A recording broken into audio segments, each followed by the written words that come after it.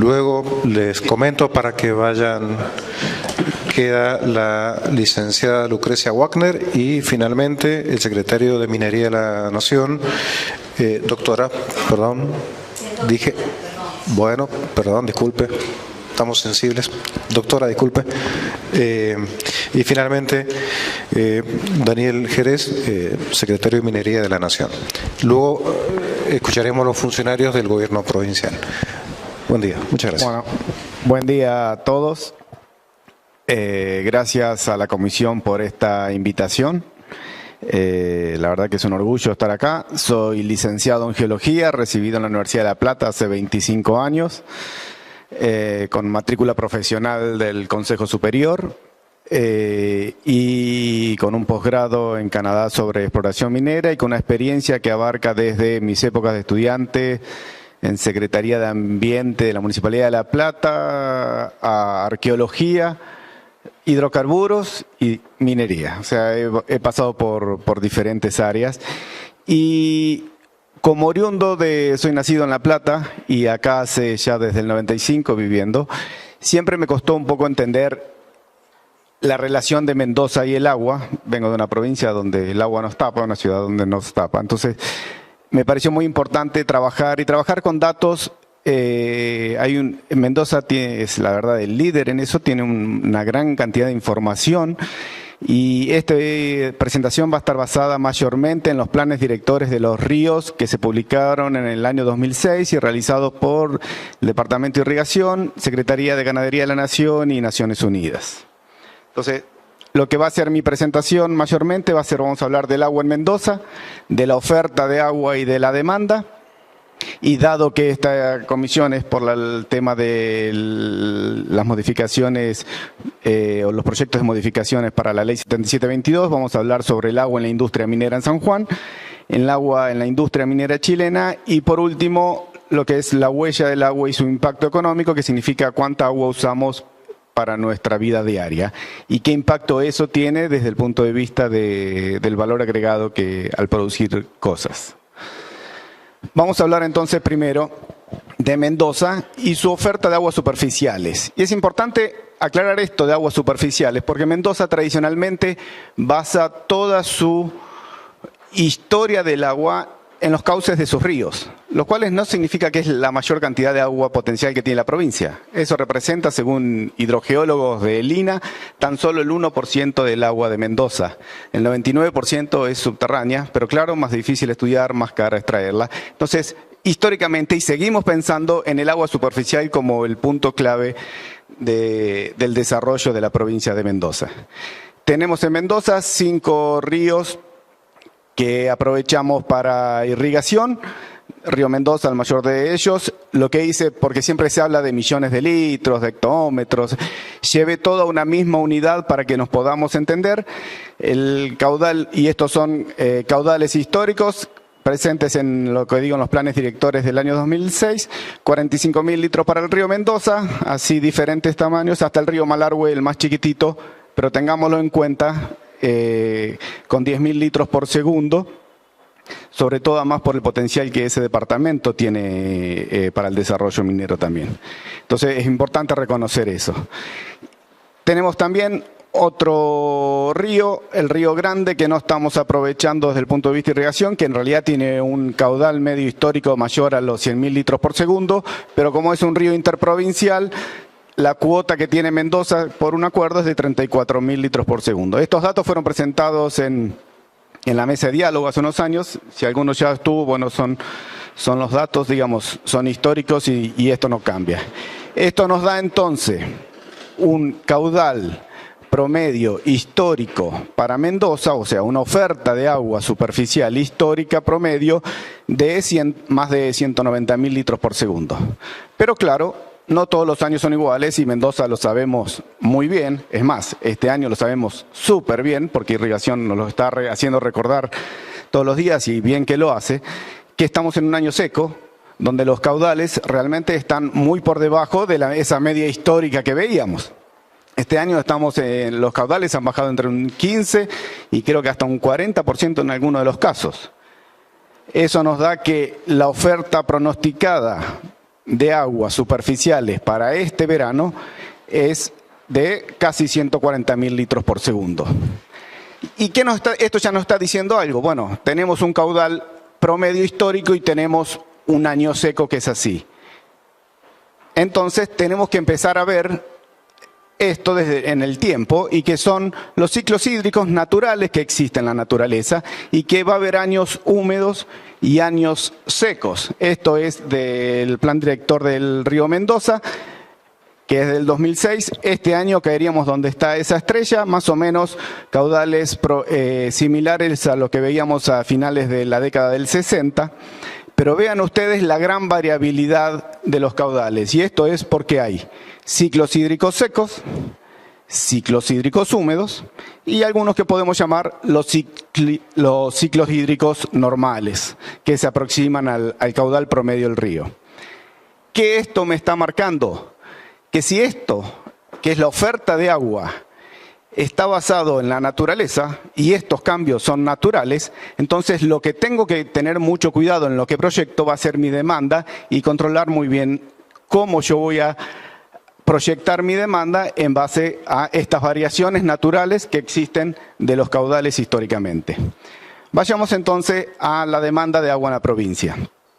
También de los planes directores del 2006 sale que casi el 98% del agua se tomaba para el sector agropecuario.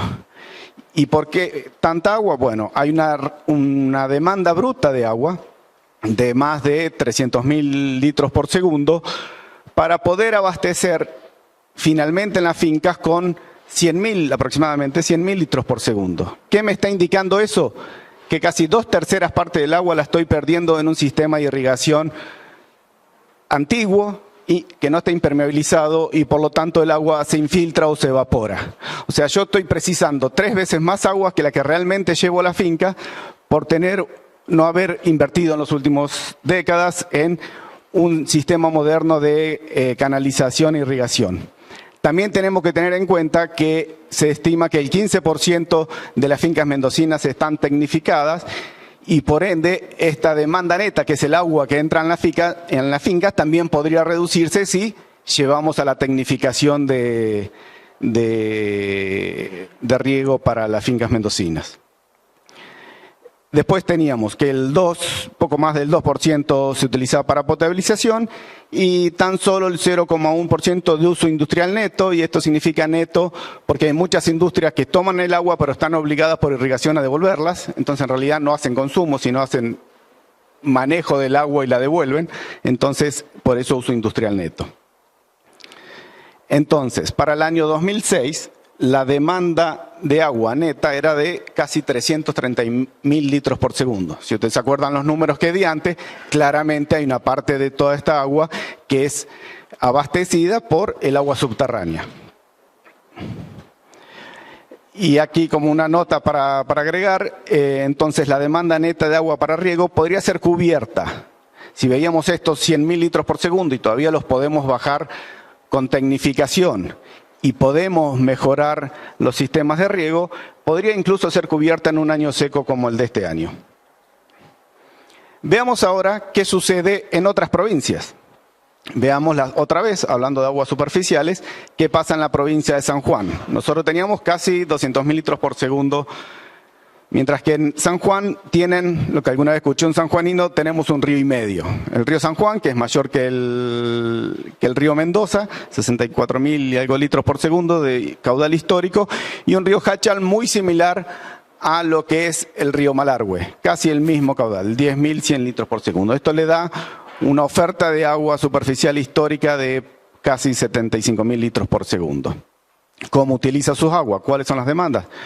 Vemos algo similar a lo que vemos en la provincia, 91% para el sector agropecuario, casi 5% para hidroenergía, estos son datos de hidráulica de la provincia, 2,8% para potabilización, 1% para la industria minera y 0,01% para las industrias no mineras. Entonces aquí ya empezamos a ver realmente cuánto representa la industria minera dentro de la demanda de agua en una provincia que, como ya hemos hablado, tiene 3 minas de oro en operación. Y vemos que de esas 3 minas de oro que mencionábamos, 2 de ellas están dentro de la cuenca del río Hachal, del cual tanto se habla, y por los millones de litros que supuestamente se están gastando, se estaría secando este río, que vimos era el más pequeñito, similar al río Malargüe, y comparable siempre con este río. Como decía, hay 2 minas de oro. La más importante es la mina Veladero, que tiene un consumo aprobado de 110 litros por segundo y un consumo verdadero, neto promedio, rondando los 70 litros por segundo, y la mina Guaycamayo, que tiene un permiso de 116 litros por segundo y un consumo promedio de 35 a 40 litros por segundo. Y veamos entonces, dentro de ese río, cuánto representa dentro de las concesiones de agua que da esa cuenca. El sector industrial minero metalífero representa el 2% de las concesiones, siendo el 98% concesiones agrícolas. Y aquí agrego este dato que dice caudal medio 10.100 litros y el error de medición, y esto para que ustedes puedan escalar. El error de medición es cuando uno mide un río. No es algo muy fácil, un río es algo que se mueve, que tiene una topografía muy irregular. El error de medición de un río normalmente es del 5%. Y estamos hablando que estas 2 minas consumen 5%, serían unos 500 litros por segundo. Y estas 2 minas tienen un consumo promedio de 110 litros por segundo. O sea, que aguas arriba del aforo, si está una mina en operación o no está, entra dentro del error de medición. Jamás se enteraría esa estación de aforo.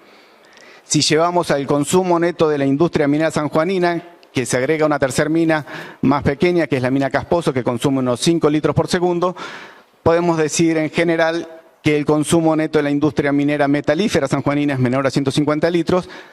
Difícil para todo el mundo escalar qué es eso, y por eso tomé esta foto en una finca aquí en Lunlunta. Esto es una toma de agua de un canal secundario, donde si ven las 2 primeras hijuelas representan un consumo de 150 litros por segundo. Eso es todo lo que consume la industria metalífera sanjuanina. Y para que lo entendamos de otra forma, todo el consumo neto de esta industria minera metalífera sanjuanina equivale al 0,1% de la demanda neta de lo que entraba en las fincas en el año 2006. Vayamos ahora a ver qué pasa en Chile. También vemos que lo agropecuario es el más importante. Sigue potable y minería representa el 3%, siendo el principal productor de cobre del mundo.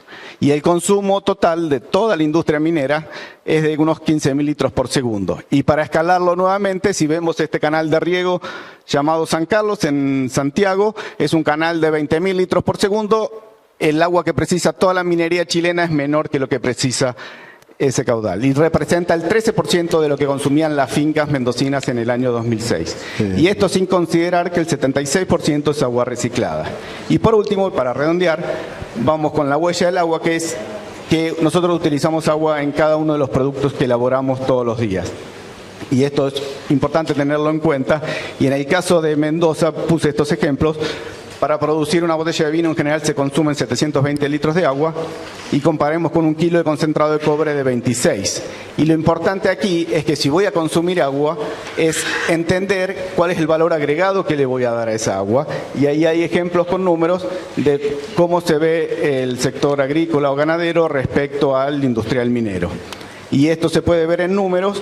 Un permiso de 1 litro por segundo genera al año la industria minera chilena $1 millón de exportaciones, en la industria sanjuanina $10 millones de exportaciones y en Mendoza $15.000. O sea que la diversificación del uso del agua incorporando sectores industriales permite potenciar los efectos socioeconómicos para este recurso natural estratégico, y que uno puede potenciar al otro. Muchas gracias. Muy amable, muchas gracias. Ahora sí, con la doctora Lucrecia Wagner. Se han incorporado a la mesa la senadora Lacoste, gracias. La senadora Blandini, muchas gracias por venir. El senador José Ors. Y estamos. Les recuerdo a los expositores que los que tengan material por correo electrónico nos los envíen, y nosotros lo vamos a incorporar al expediente para que todos los senadores puedan acceder y tener consulta de ese material. Muchas gracias. Gracias. Buenos días, mi nombre es Lucrecia Wagner. Soy licenciada en Diagnóstico y Gestión Ambiental, soy doctora en Ciencias Sociales e investigadora del CONICET.